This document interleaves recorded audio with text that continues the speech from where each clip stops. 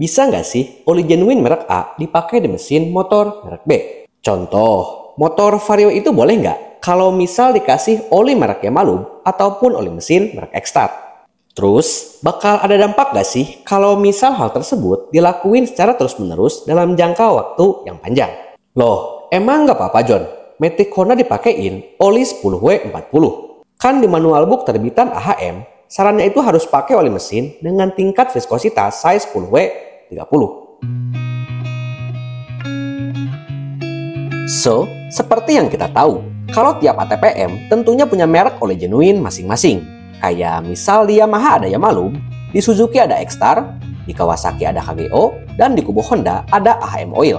Nah, kebanyakan orang ternyata masih banyak yang beranggapan kalau katanya oli genuine itu udah diracik sedemikian rupa sesuai kebutuhan karakter mesin rakitannya. Padahal, nyaris semua ATPM motor yang ada di Indonesia itu nggak memproduksi olinya secara mandiri. Dan nyatanya, mereka juga emang nggak punya pabrik sendiri buat memproduksi oli buat mesin. Dan buat mengakali hal tersebut, mereka menggandeng beberapa perusahaan oli buat dijadiin sebagai vendor resmi. Supaya mereka bisa punya oli genuine yang nantinya bisa mereka jual ke seluruh konsumennya. Nah, pertanyaannya, bisa nggak sih oli genuine merek A dipakai di mesin motor merek B? Contoh, motor Vario itu boleh nggak kalau misal dikasih oli merek Yamalum ataupun oli mesin merek X-Start? Terus, bakal ada dampak nggak sih kalau misal hal tersebut dilakuin secara terus-menerus dalam jangka waktu yang panjang? So, buat kalian yang penasaran sama jawabannya, simak video ini sampai akhir. Oke, sebelumnya perlu kalian catat ya, kalau oli itu bersifat universal. Dan rata-rata kebanyakan oli genuine diproduksi sama beberapa perusahaan besar sekelas Pertamina, Idemitsu, Shell, dan lain-lain. Sebagai contoh, di sini gua ada salah satu oli AHM buat motor Matic. Dan kalau dilihat produsennya, di situ tertera dengan jelas nama Idemitsu. So, sebagai perbandingan, gua juga ada oli Yamalum varian Super Matic. Dan kalau kita lihat secara seksama, di sini juga tertera dengan jelas kalau produsennya itu ternyata juga sama-sama Idemitsu.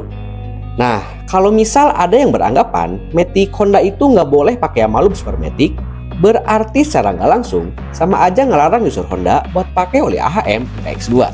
Karena mau gimana pun, kedua oli ini diproduksi di perusahaan yang sama. Dan dari segi spesifikasinya, keduanya juga grade-nya itu sama-sama APSL dan juga JAS OMB. Gimana John? Sama aja kan? Bedanya paling cuma dari base oil dan juga tingkat viskositasnya aja.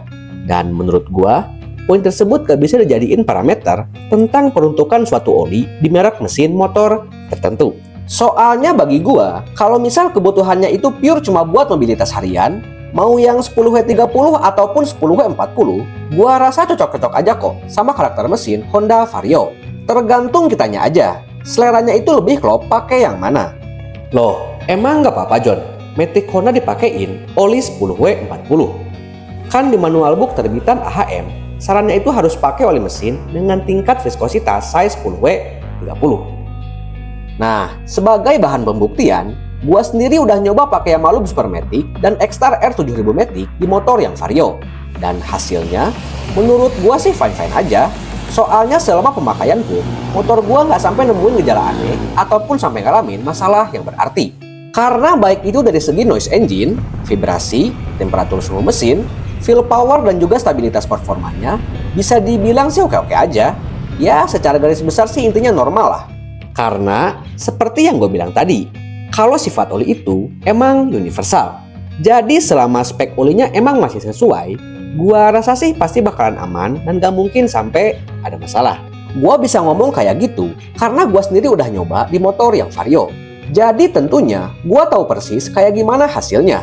Karena baik itu selama dipakai harian ataupun pasca pemakaian, kondisi motor gue tetap berasa normal dan gue sama sekali nggak nemuin gejala apapun di mesin Vario gue.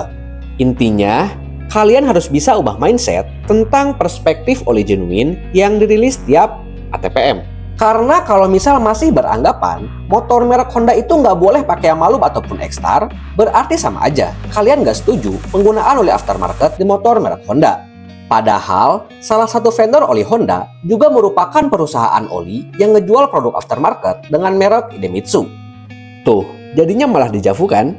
Saran gua sih asalkan spek olinya sesuai sama tipe motor kalian, Mau merek apapun olinya, itu bisa kalian pakai. Entah itu Yamalum, KGO, ataupun merek X-Star.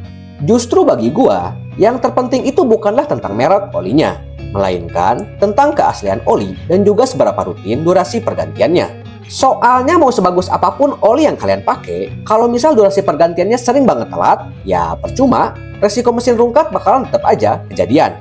So, gimana? Sekarang udah jelas kan? Kira-kira menurut kalian, kedepannya enaknya bahas apa lagi nih? Kalau misal ada saran dan juga masukan, bisa tulis kolom komentar. Dan thanks ya, udah nonton video gua sampai akhir. Jangan lupa, tunggu video gua selanjutnya. Thank you for watching and see you to the next video.